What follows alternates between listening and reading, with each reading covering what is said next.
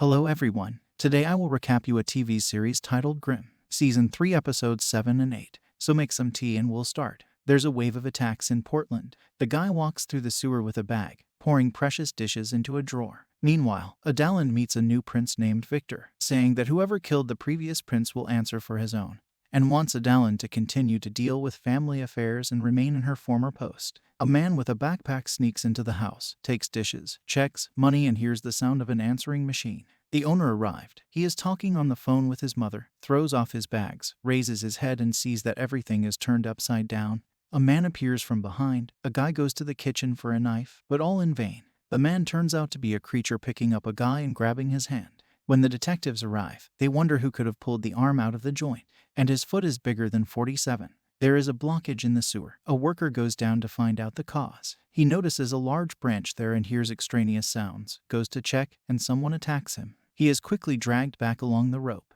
When they pulled him out, he was already covered in blood and without a leg. Nick and Hank ask the employee about what happened. It happened for the first time.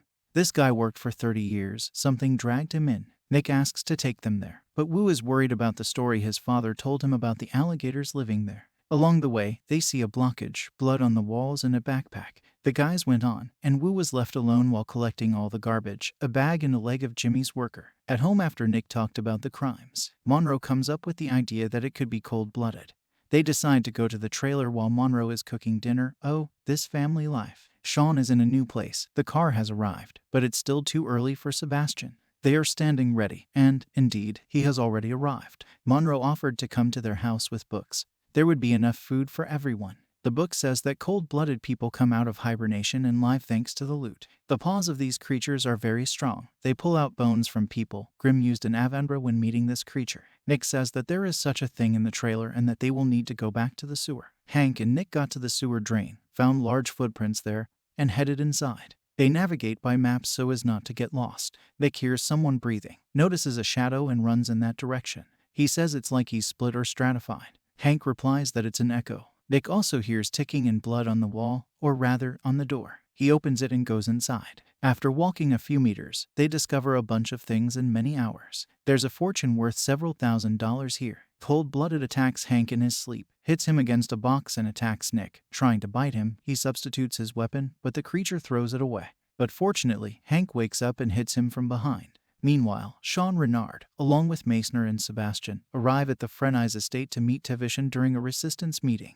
They are torturing a man named Constantin, who betrayed them. He whispered in his ear who hired him. Nick calls Hank and says that the creature was not alone. Time doesn't add up in a robbery. They can't be in two places at the same time. Obviously, there is another being. Hank hangs up and is attacked. Then they drag him down the drain. Nick comes to his house, but he does not open the door. At that moment they call him, saying, "Bring Grigorok if you want to see your partner, otherwise look for him in the river piece by piece." Grimm arrives at the station, picks up Grigorok and leaves for the place. He leaves the gun in the car and takes the guy to his brother. Hank is sitting tied up near the stairs. Grimm removes the handcuffs and makes an exchange. He unties Hank and he shouts that there are 3 of them. One of them attacks Nick. A fight begins. He plunges a blade into the throat of one, attacks the next, cutting the throat. The third guy pins him against the wall. Hank hits him on the back with a pipe, and he falls to the floor. All his brothers are dead. He's left alone. Meanwhile, Adalan again resorts to using paste from Frau Pescha's body. A spider appears on his stomach and disappears. Prince Victor watches her and finds out that she is pregnant at the end of episode 7 of season 3. In the next episode, little boys break a car window and take out a Christmas package. Under the bridge, they unpack the gifts, find a player, a snow globe, and smash it.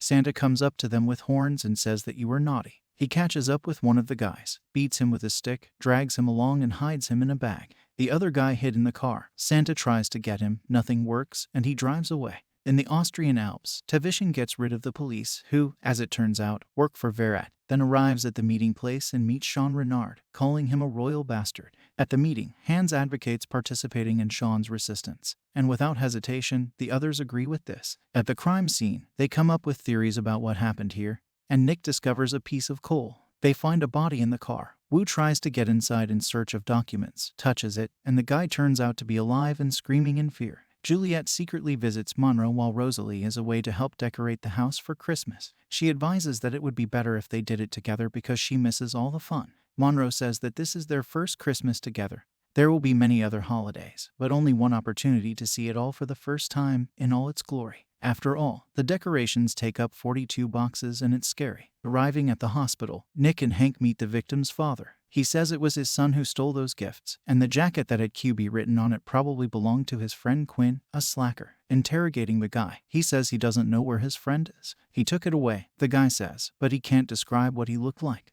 When he sees Santa, he starts screaming and shaking violently in fear. Hank asks for documents and asks where he was yesterday, to which Santa replies that he is a cleaner at the hospital and works part-time. In the city, children make a wish at Santa's. A mother arrives with a child in a stroller. She wants to get him out of there. A guy on a skateboard picks up a holiday package. He pulls into the driveway parking lot, takes out the contents of the bag. A creature appears from behind, tells him that he was naughty, picks him up and puts him in his bag, leaving Cole. In Vienna, Renard breaks into Adaline's room, discovers a hidden camera, leaves a note asking for a meeting and leaves. Monroe has already decorated the whole house and is now watching through the window. When Rosalie arrives, she turns on the music and wishes her a Merry Christmas. Monroe also tells her about all the historical, vintage toys. He finds out that Christmas awakens Rosalie's bad memories of her family. They also celebrated Christmas. She loved her uncle and aunt. They were kind, cheerful, and gave the best gifts. And when Rosalie turned 7, they died in an accident while driving to them for Christmas.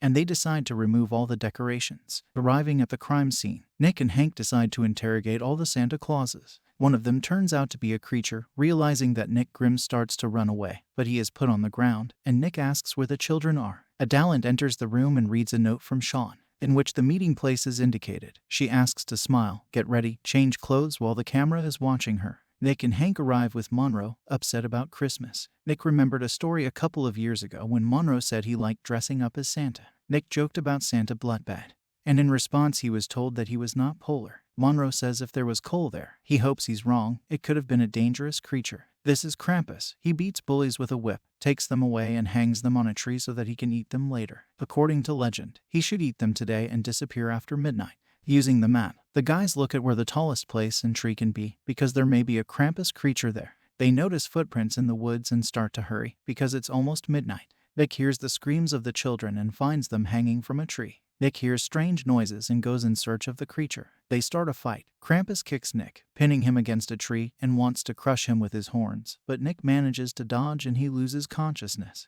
Nick pulls the guy out of the bag. Krampus strangles Nick, who turns pale again and knocks him out with a punch. Monroe and Hank come running, saying they can't take him to the station like this. He needs to be killed. He kidnapped 6 children, and only a Grimm can do it. Monroe's watch is ringing.